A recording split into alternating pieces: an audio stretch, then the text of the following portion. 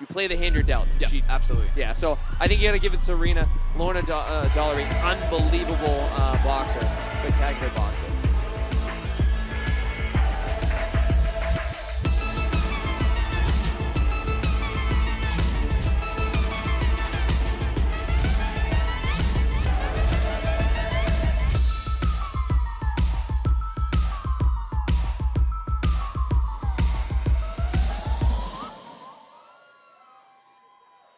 Now entering the ring, fighting out of the red corner.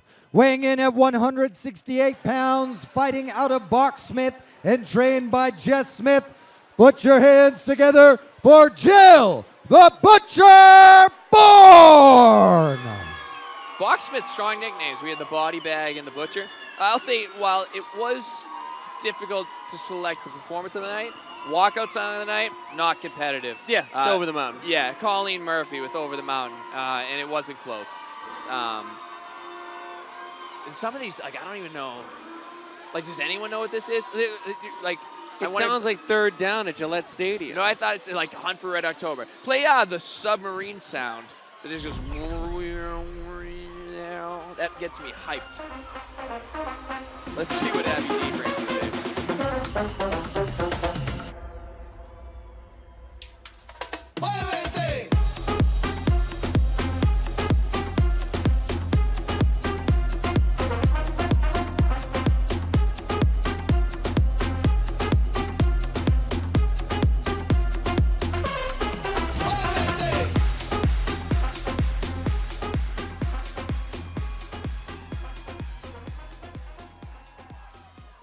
Please welcome, fighting out of the blue corner, weighing in at 170 pounds, fighting out of Everybody Fights and trained by Kevin Cobbs and Dave Bergeron.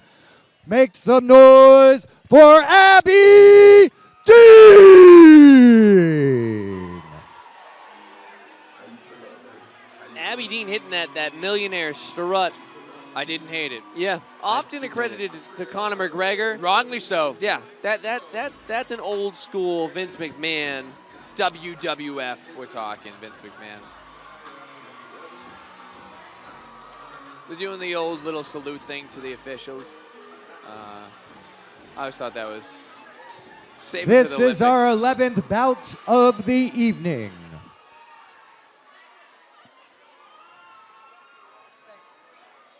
So again, Jill Bourne, 5'11", Abby Dean, 5'10".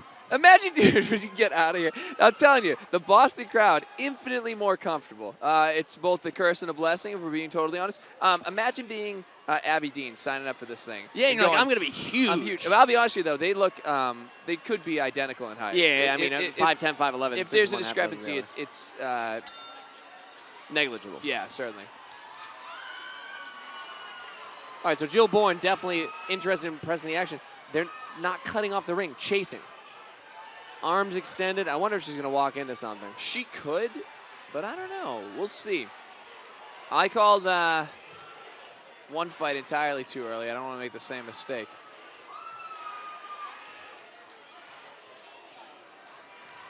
Yeah, Jill Bourne definitely the more conventional of the two, just satisfied pumping her No, jab. no. Sorry. That's Abby Dean. That's Dean. My sincerest apologies. Yeah, Bourne, the game plan is clearly to press the action. But that two-arm extended thing, it's just, there's a lot of reaching. I think you're seeing a lack of experience. Yeah, that's absolutely. Clearly no fear. Like, clearly has a game plan. She wants to press. And honestly, like, she's doing fine. I think it's a matter of, can she keep it up? And then when she doesn't keep it up, can she prevent Abby Dean from landing her own offense? And again, that double arm extended, if you're a newer boxer, I mean, it might be a little difficult to deal with. They are super tall, though, huh? Very, very tall. I would like to see, and again, allow me to always speak out of both sides of my mouth. I'd like to see Abby Dean straighten that right hand out, straight as an arrow. She's getting kind of tangled up in the push that we're seeing out of the red corner. If she simply straightens out that right hand, I think she might be able to find a home for it. She is, now, Abby Dean has the type of name, by the way. You always say first and last name. Yeah. She's not going to be Abby or Miss Dean. No. It's like, where's Abby Dean? You know what? I think Bourne's Jill having a Bourne. little bit of success now. Jill Bourne, I mean, not a polished boxer. I mean, she's newer to the sport, clearly. But she's making up for a lack of tools with controlled aggression. She probably won that round. I don't know. Like, I'm going to give it to Dean. I mean, Dean, substantially more polished boxing, no doubt about it. So, but I think did someone drop another beer? No, I don't know. I get excited with the premise of someone potentially dropping a beer. I'm going to give that to Dean. She did box off her back foot. She did fade a little bit towards the end. But it goes back to what we were saying about USA yawned boxing. on camera. That's fine. I'm we like go back 12 to Red US, Bulls in. we go back to USA ahead. boxing, really emphasizing getting away from slaps and really trying to put a focus on punches. Cleaner boxer. Cleaner I mean, boxer. like it's Abby Dean was the difference in boxing ability was jarring, and even though Jill Bourne pressed the action, probably landed more shots.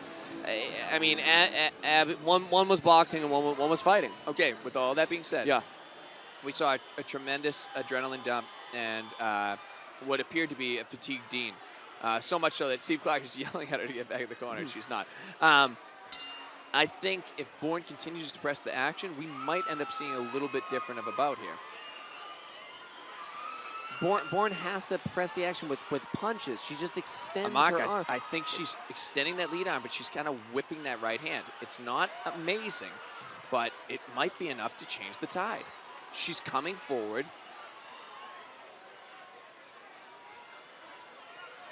Again, it is Abby Dean throwing punches with her first and last name in this round.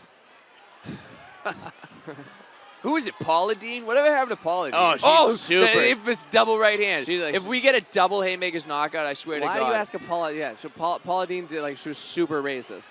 So they're like, oh, she was? Oh, yeah. Oh, that's horrible. Oh, yeah, smell you later, Paula Dean. Yeah, no. Jesus, it could have kicked me under the table for that one, buddy. Yeah, Abby Dean, no relation. Yeah, none whatsoever. Wow, I didn't know that. Well, yeah. Also, like, what the hell? You think I watch cooking shows? Come on, knock it off, all right? Right now, it looks like exactly what we saw in the sense that Dean is the cleaner of the two boxers. When she's able to press forward at all, she has some success. She's having a tough time, like, closing the range with those two extended arms of Jill Bourne. She's got to, like, get underneath them or get her head off center. The one thing she did adopt in the first round was when she couldn't find that right hand to the head, she kind of snuck it to the rib cage. She see if she adjusts it and goes down to the body with that right hand again. Good right hand. She landed it clean that time. That's the right hand of the body I was talking about, though. She doesn't necessarily turn it over. She kind of shoves it under the rib cage. But if she could, again, if she could double her offense, double a jab, would it kill you to double a jab? Yeah. I think Dean is definitely taking control of this round, though. All right, so Dean, Abby Dean has finally found, hey, if I throw this right hand to the body, it lands 100% of the time, and then she can land upstairs. And then, again, like I said, one thing I desperately wanted to see is the straightening out of that right hand, and she's finding a home for it every time she throws so it. I think a much clearer round for Abby Dean there. Again, the cleaner boxer by a long stretch, but that first round. That first round was closer than it should have been. Yeah. That it had to be. How's that sound? Yeah. Where I would have liked to see Dean interrupt that rhythm and not let Bourne set her hips and get off with any ugly offense. So going forward, what do you do? You're in Bourne's corner. What the hell are you going to tell her, Marco?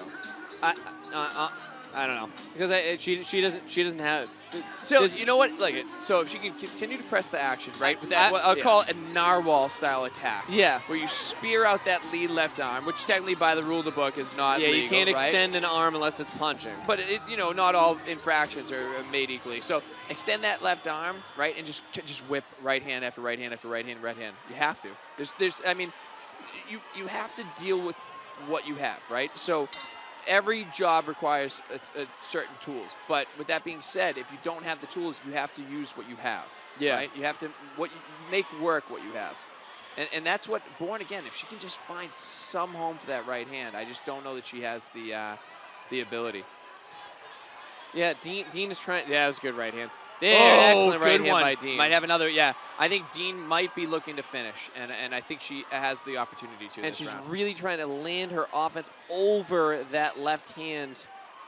But again, when it isn't there, what does she do? She goes to the body. And smart. She's really starting to attack that body with that right hand because it's hard to. Oh, yes, there it is. We're coming close to an 8 count here. I think we didn't give her enough credit for her fight IQ. She identified this round, certainly, and it could be a testament to her corner, where they go, look, dig to the body, dig to the body, dig to the body, dig to the body, and then when that trap is set, start uncorking that right hand. To the head. As far as the posture we're seeing, I actually wouldn't be shocked if that was the stoppage there. I'm surprised they let it go on. Not entirely surprised, because, again, I think Bourne is less hurt as she is tired. Exactly. Yeah. I don't think there's any risk to her safety by any stretch, but I just don't know what she can do at this point to turn the tide. I'd like to see Dean continue what works. Yep, straight right hand to the head, whip that right hand to the body. Everything behind that long-rangey left hand. Can't find the head, go back to the body right now. See, yep, right there. Again, dig into the body, get that lead arm down. Once that elbow starts getting tucked, come up over top, exactly like that. Again, the storyline for the Bells of the Brawl, right, is that every female in the ring tonight is a super badass. Nobody quit. Every woman, regardless of the outcome of the fight, fought from bell to bell to bell to bell. The only frustration we saw tonight at all was people who, when they stopped the fight, they're like, no, I'm still in this. Exactly. Like that's the type of boxer you want representing Haymakers. With us for being Hope. critical of a boxer, not understanding that their well-being was in the best interest of the officials tonight, really the takeaway was that she didn't want to quit. Nobody here did, I mean, it's bye, bye, bye, but it's like a remix. This is like the Kids Bop, bye, bye, bye. It's just Joey Fatone 5 times. Joey Fatone is the most underrated member of that band. I'll tell you why. Why? Group, not a band, a group, right? Do they play anything? No. I don't know, man. Joey Fatone. Yeah. My Big Fat Greek Wedding. Now listen, you couldn't pay me $1 million. He's on a bunch of those cooking shows. People love him. Well, last time I brought up someone from a cooking show, it turns out they have a really suspect past. Yeah. So look at it. I don't know if Fatone's. So anyway, blue corner. I mean, Abby Dean won this handily. We'll see if we're gonna pitch a shutout tonight. But I mean, completely one-sided vote. We should also go back. Yeah. Right. USA Boxing New England. So far, every bout we've called correctly. The decisions. We didn't call bouts correctly. Ladies and gentlemen, make some noise for the ladies out here. After 3 hard-fought rounds, we go to our judges' scorecards for a unanimous decision, declaring your winner out of the blue corner, Abby Dean. It also should be noted, not a single split decision tonight. Yeah. Which shows that not only do we agree with the call, all the officials also agree with the call. Not terribly uncommon, but also just, again, a testament.